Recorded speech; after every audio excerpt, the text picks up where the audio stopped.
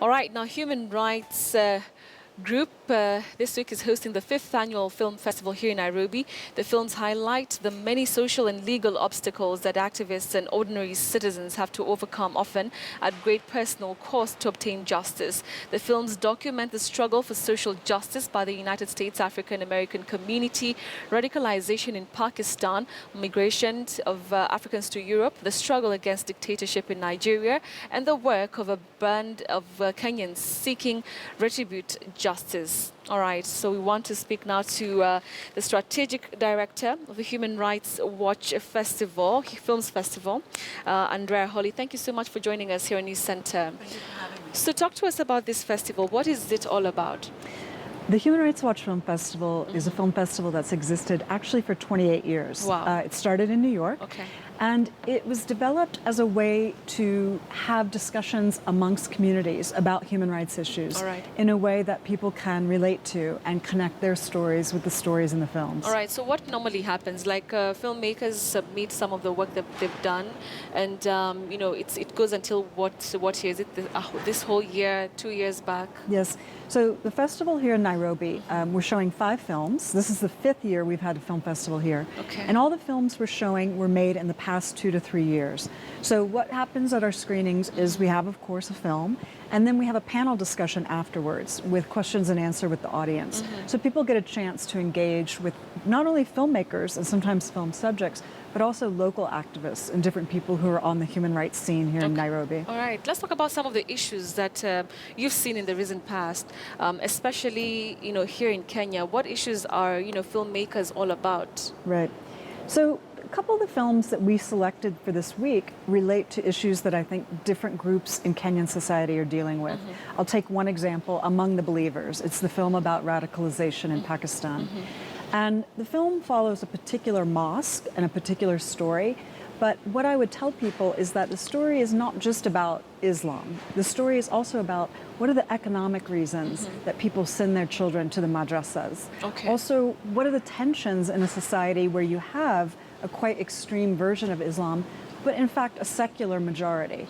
I think one of the other films I would mention specifically is the film on Nigeria, The Supreme Price, the idea that women are leading the democratic movement in certain countries. Wow. And I think the story of a family, the main character, Hafsat Abiola, she had to live in exile for a while and then return to Nigeria to lead the movement. And I think those are stories that people connect to. Okay, let's talk about you know, because I mean, sometimes when, you know, we're telling our own stories, we get to really focus on the negative issues. You know, we talk about, you know, like you mentioned, you know, terrorism and all these ills in the society, which is great. We have to focus on that.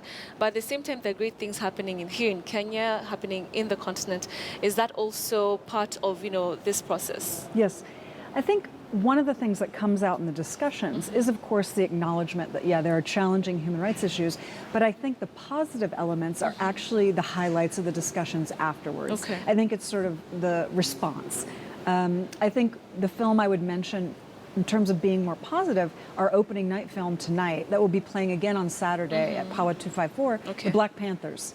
I think some people in Kenya are probably familiar with the Black Panther Party. It existed in the United States. It actually existed in other countries.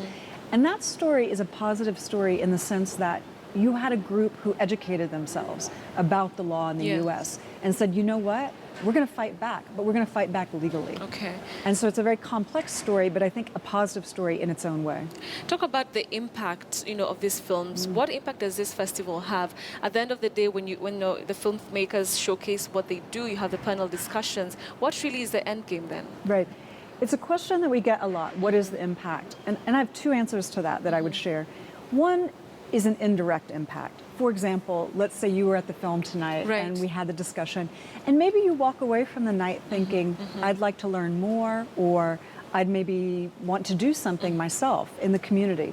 And I think that's one question of impact, sort of what individuals who attend the festival then walk away with, that they may share with other people, etc. The other example I would give is that a lot of the films are actually taken and screened in Houses of Parliament, in front of Congress in the United States. So there are many filmmakers nowadays who are actively taking their films and screening them in settings where they are dealing with policymakers or other groups.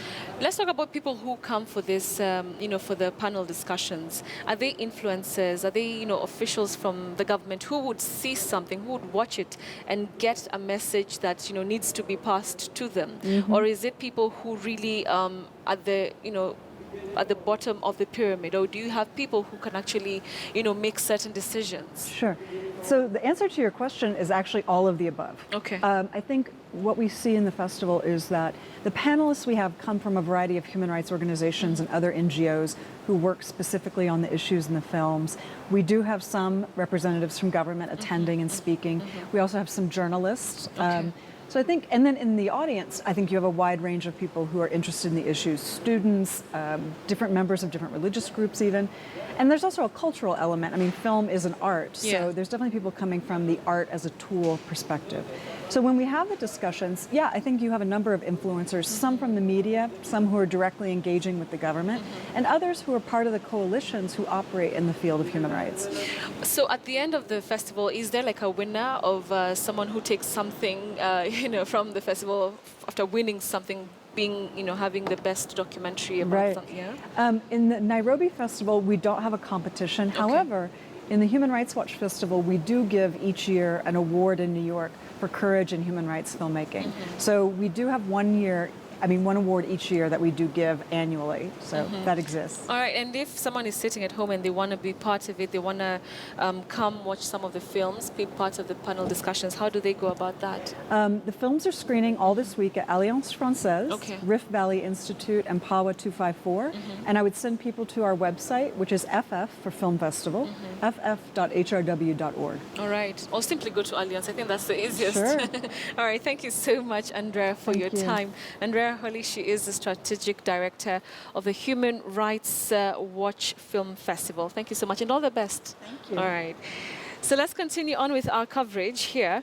And US President-elect Donald Trump, all right, a bit lost there. US President-elect Donald Trump, all right.